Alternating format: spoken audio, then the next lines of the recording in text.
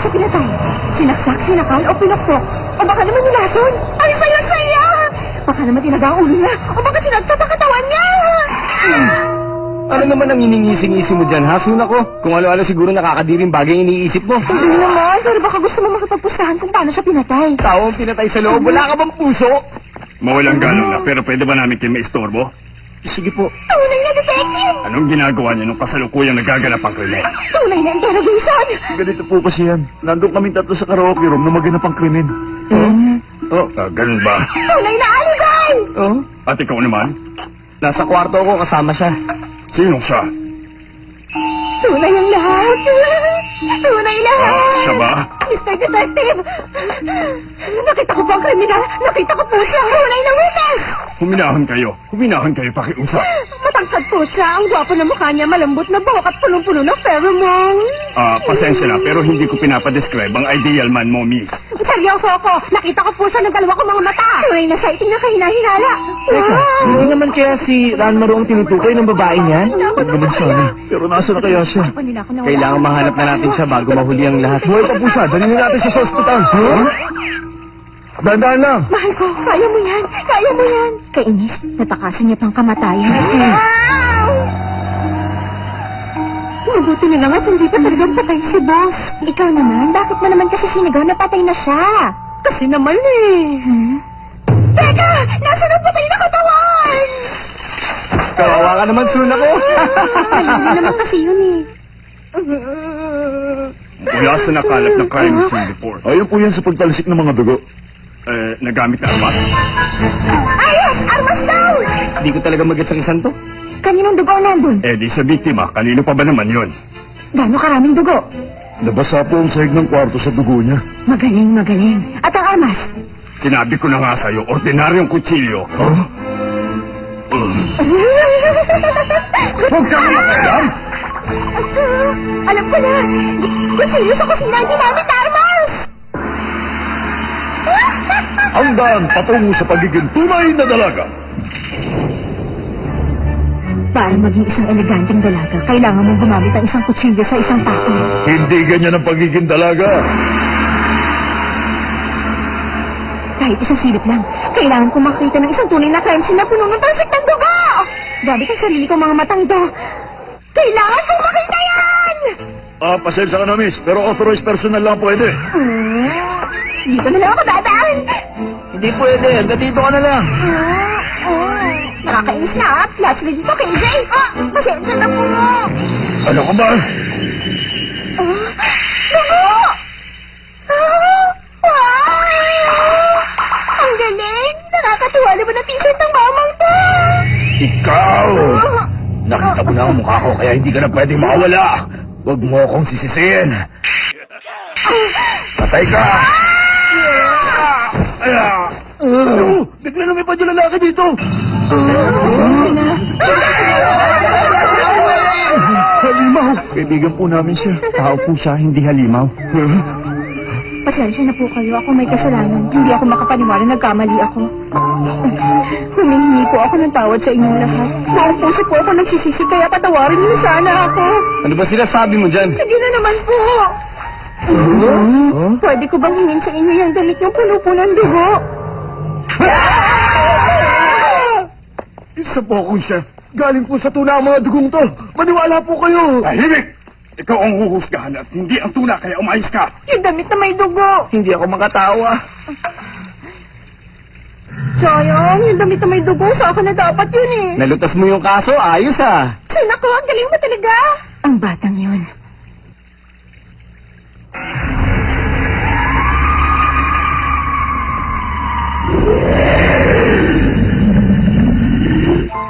Sayuri, alam kong nahirapan ka. Ayos ka lang ba? Nalaman kong lahat doon sa detective. Talaga? Siya nga pala, Sayuri. Kanina pala. Pagod ka na siguro. Dahil sa akin, nahirapan kayong magkakaibigan. Pasensya na sana kayong lahat.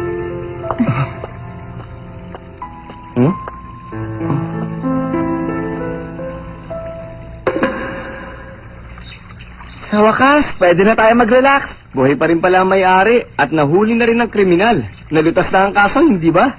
Pero Hindi ko akalain sa ganito matatapos ang lahat. Oo, alam ko yan. Nung nakita kong tumatakbo palayo si Ranmaro kahapon, natakot na talaga ako.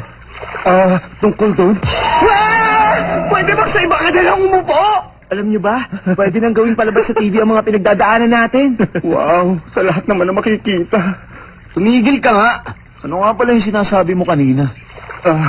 Oo nga pala. Kagabi kasi, inibitahan ako ni Sayuri sa kwarto niya. Hintayin mo na lang ako sa kwarto ko. Total, matatapos na ako sa trabaho. Sige. Sayuri.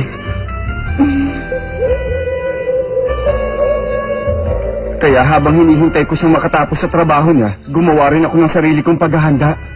Anong paghahanda? Tinatanong pa ba yun? Siyempre mga romantic na bagay. Red roses at wine. Nakakabilib din ang pag-e-effort mo sa mga ganyan, ha? Oo, di ba? Tapos ayun, pumunta ako sa kwarto niya habang hinihintay kong makatapos yung trabaho niya. Yun nga lang. Nakita mo ang bangkay. Hindi siya patay. Oo nga pala. Nang dahil doon, natakot ako kaya bigla ako nagtatakbo palayo. Grabe, hindi ko talaga matik. Simula nung makasama natin si Sunako, dapat nasanay na ako sa horror, pero hindi pa rin pala. Inimbitahan ka niya, di ba? Oo, wow. Ranmaro, hindi kaya... Huh?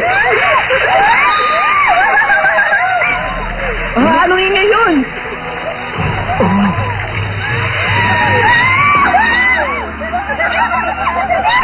Ang daan patungo sa pagiging tunay na dalaga.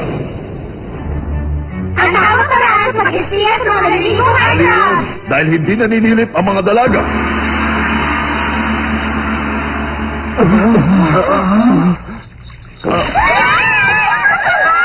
Naninilip kayo tapos bigla kayong hihimatayin. Teka muna, Kyohei. Bigla ko lang naalala. Yuki, hindi ba kahapon kinunan mo ng video ang hot springs dito? Dala mo ba yung camera? Yun ba?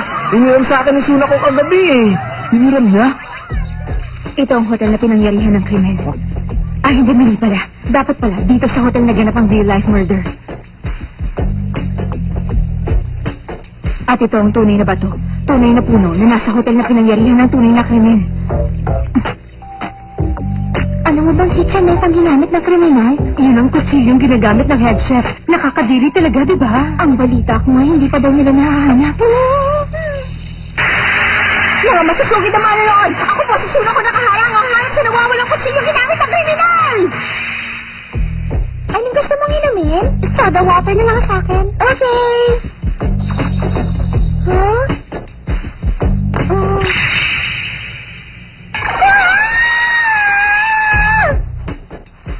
Sa kung anong dahilan, parang pagod na pagod ako ngayon. Gusto mo ba magpahinga? Inahanda ko na yung higaan. Wow! Ay, ang daming trabaho. Nakakapagod.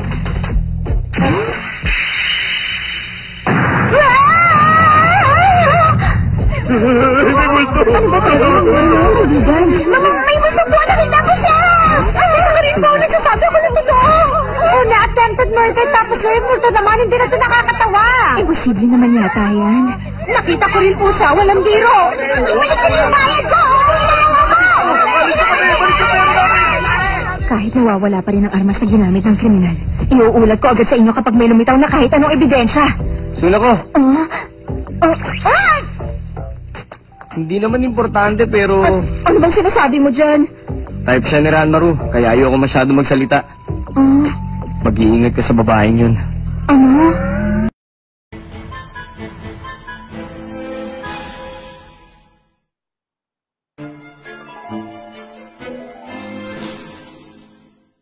And could you please stop being so freaky already?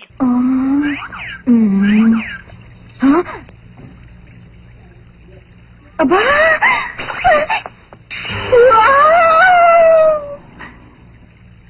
Sa wakas, nakakita rin ako ng mga dugo at mukhang sariwa pa. Mukhang may kung anong kaguluhan na nangyari sa banda doon. Hindi ko akalain makakapagdulot ng ganyan karaming dugo ang isang ordinaryong kitchen knife lang. Hindi naman kaya ang tunay na murder weapon ay isang palakol, karit o isang chainsaw kaya. Pero kahit ano pa yon, kailangan ko yung mahanap para mailagay ko yung katabi ng mga palakol na kababa sa formalin. Ano ba yung ginagawa mo dyan, ha? Nakakita ako ng dugo dito, kaya dito ko sana hahanapin ang murder weapon, eh. Dugo? Tama. Ayan o. Hinahanap mo kamang murder weapon? Tama po! Nakakahiya naman sa'yo. Bisita ka kaya hindi mo dapat ginagawa ang ganyang mga bagay ng mag-isa. Mabuti pa samahan na lang kita kung ayos lang sa'yo. Sigurado po ba kayo dyan? Siyempre. May isang lumang bodega sa banda doon kung saan posibleng magtago ng kung ano-anong bagay eh. Talaga? Saan pa banda yun? Halika, sabay na tayo pumunta doon. Okay sa akin yan!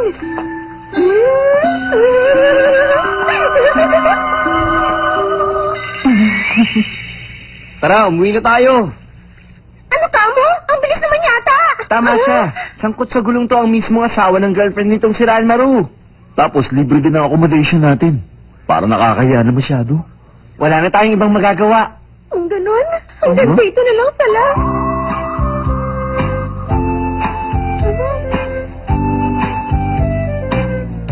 Anong problema, Noy? Pinoproblema mo ba yung libreng dinner natin dito? Ililibre na lang kita minsan. Oo, sige.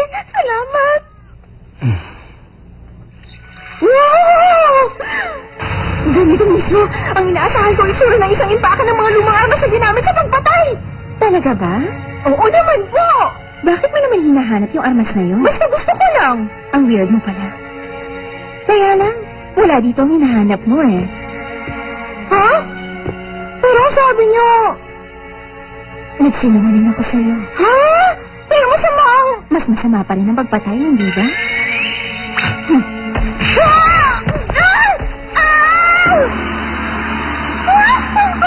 Ang daan patungo sa pagiging tunay na dalaga.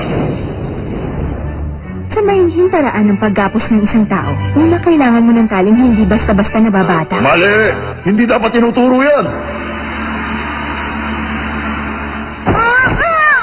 Anong ginagawa mo? May katangahan ka rin pala. Dinala na ng mga pulis ang ginamit na armas kagabi. Talaga naman, no? Inaamin ko ako rin na nagkamali doon. Maagang nawala ang dahilan ko para makatakas sa lugar na to. At ang sheriff na tunay na kriminal ay nahuli na. Kung gano'n, ikaw pala talagang... Tunay na mastermind! Tama ka doon. Sinasabi ko sa iyo to dahil katapusan mo na to.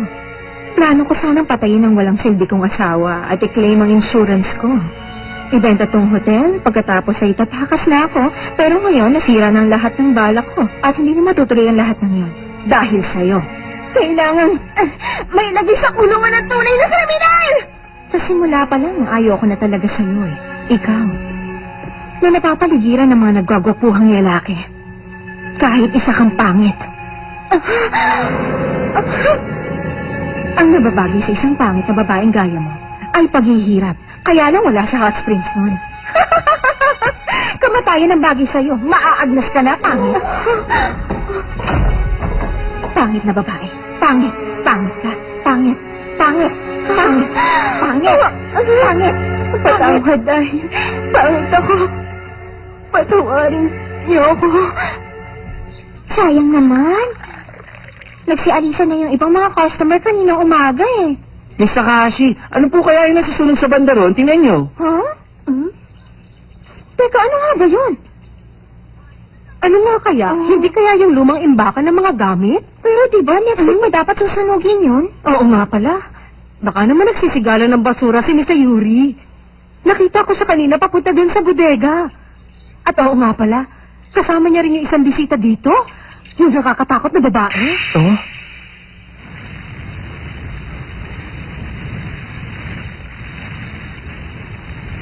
Pangit! Pangit! Pangit! Pangit! Pangit!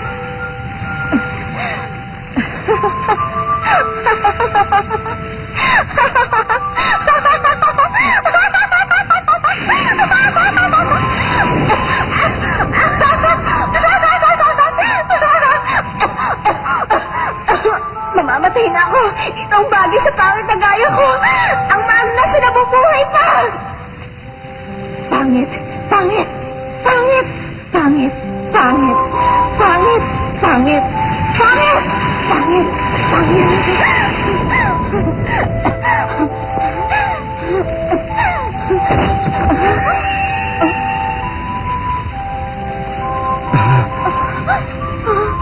Nandito ka. Ikaw nga. Ano ba? Hindi to ang oras para dyan! Magmadali na tayo makalabas dito. Di ba sabi ko sa'yo mag-ingat ka sa babaeng yun?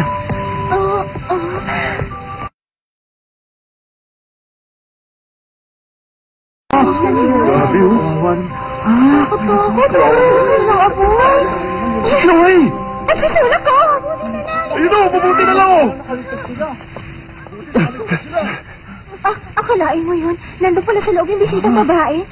Naku naman, paano nangyari to? Mabuti pa siguro tumawag na kayo ng ambulansya. Ang lakas din naman ng loob mo. Hindi ba't ikaw ang responsable dito? Chloe! Ano ba yung sinasabi mo? Sobra na ang mga nangyayari.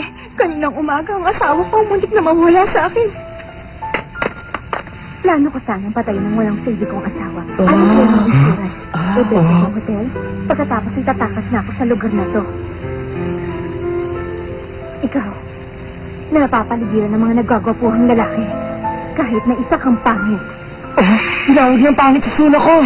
Ano pinagsasabi niya?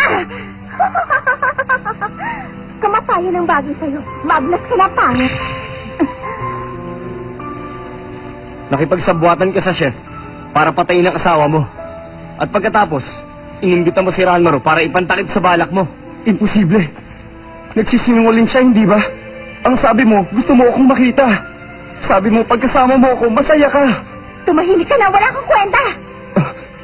Totoo nga. Napakasama mo palang babae.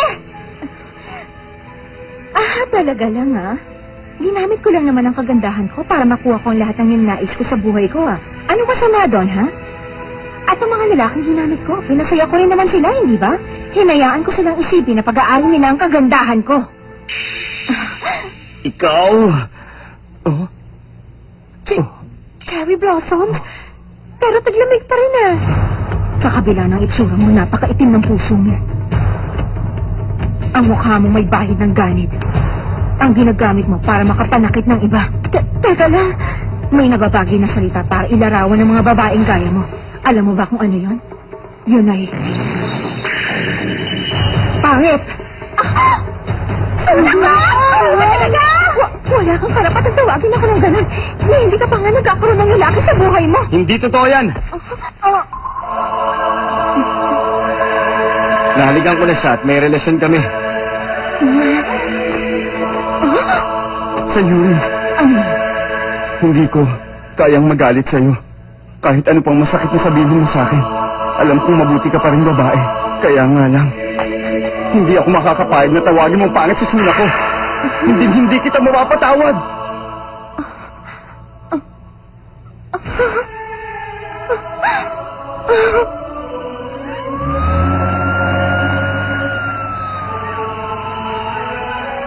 Ranmaro.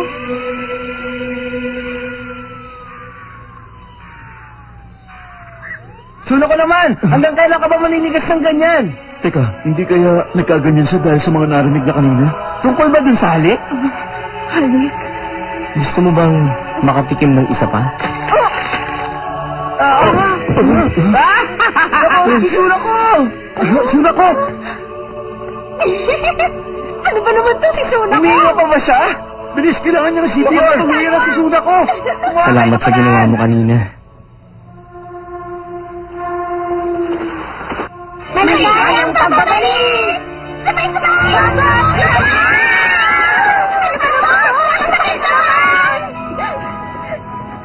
dapat talaga hindi tayo nag-video ka nun Hindi na rin tayo nakapapasya dun sa Yukata. Ang ingay talaga niya. Patigilin mo na nga siya, Pakinaga. Roy! Ano ba yun?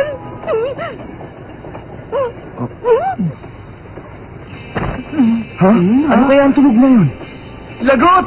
Hinimatay si Noyi! Takinaga! Ano pa kasing ginawa mo sa kanya? Wala. Halik!